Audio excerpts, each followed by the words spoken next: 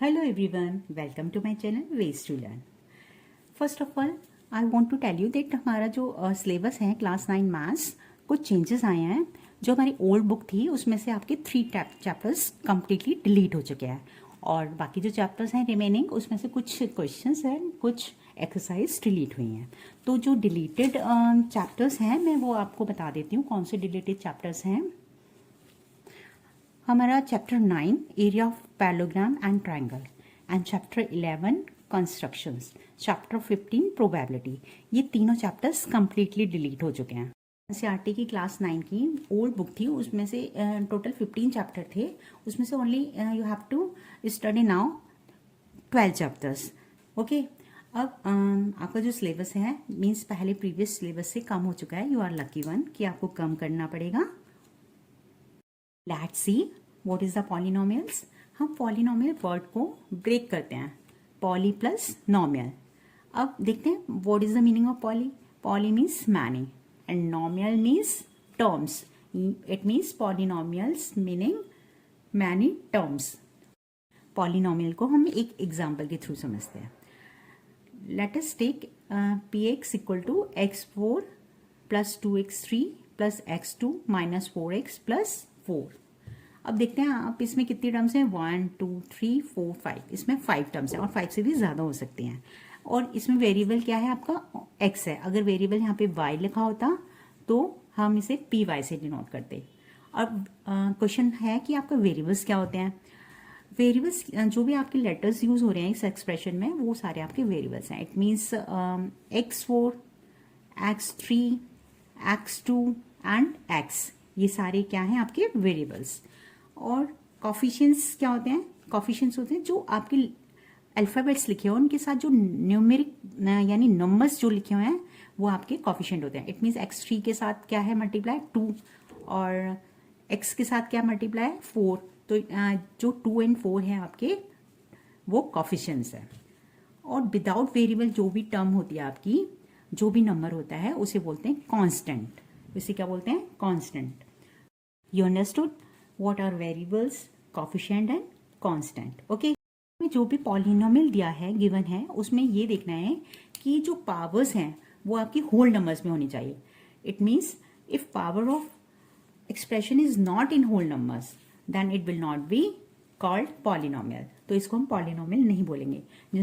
जिस एक्सप्रेशन में powers whole number में नहीं है तो it means that will not B polynomial. अब हम देखेंगे degree. What is the degree. Greatest power of polynomial is called degree. अब हम देखते हैं ऊपर जो पॉलिनोमियल हमने लिखा हुआ है कि इसमें जो ग्रेटेस्ट पावर है क्या है. इसमें ग्रेटेस्ट पावर क्या है 4. तो अगर हमसे कोई पूछेगा तो इस क्वेश्चन में डिग्री है, व्हाट इज द डिग्री, तो हम बोलेंगे डिग्री इज 4.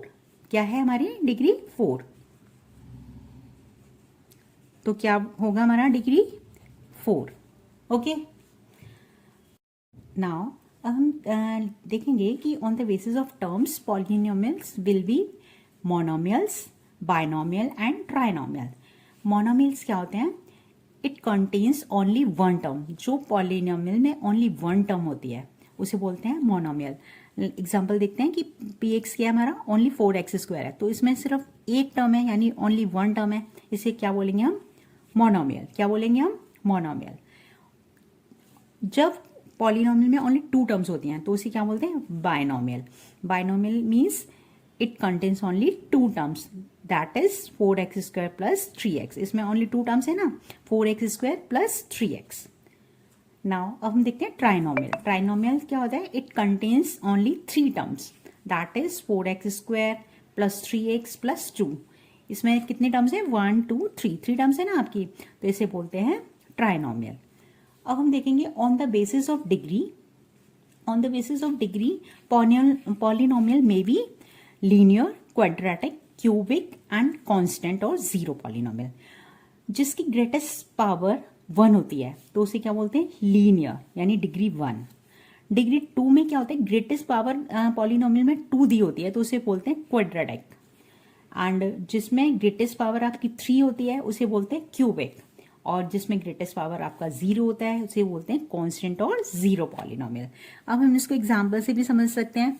ये भाई हमारा ओनली 2x है तो इसे क्या बोल देंगे, लीनियर। अगर हमारा 2x की पावर अगर 2 हो जाती है, 2 रेज़ पावर 2 मतलब 2x रेज़ पावर 2 है तो आपका क्वाड्रेटिक हो गया। अब क्यूबिक में क्या होता है, अगर हमारा 2x की पावर 3 हो जाती है तो इसे क्यूबिक बोलते हैं।